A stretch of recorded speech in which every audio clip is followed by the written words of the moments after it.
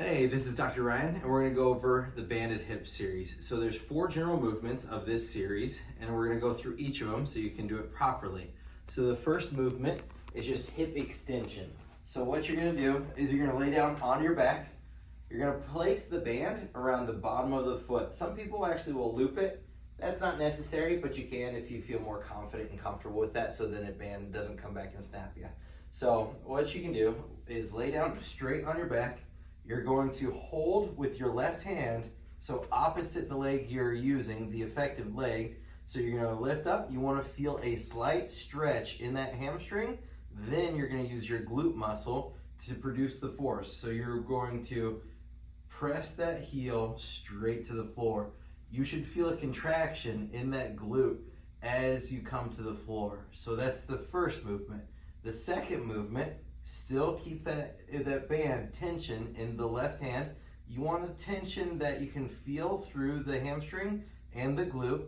All you do is you bring that leg out. You'll feel a stretch in the adductors or the inner thigh. You'll feel tightening in the abductors or the glute muscle, and you're going to allow that band to come back in and just stretch out. I usually do 10 to 15 reps of this. We want to get a lot of general blood flow to the hip area. So the next one is adduction. So you're actually going to switch to the right hand here. So you're going to allow the band to pull the whole leg out to the side. So you're going to use same hand as the leg you're using. Point your toes out. You'll feel that stretch again on the inside. And then we're going to contract that inner thigh to pull the leg in towards the other leg. So you're bringing towards the midline.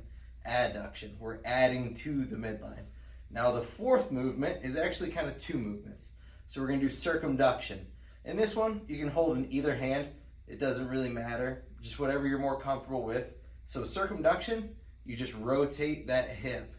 Keep the leg nice and straight. Don't bend the knee. Keep the toes up. You're going to do 10 each direction. And that's circumduction. The goal ultimately is to feel a lot of blood flow in the hip so that the hip can operate how it should.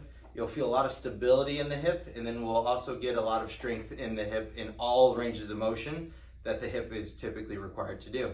Give it a shot and let me know how it feels.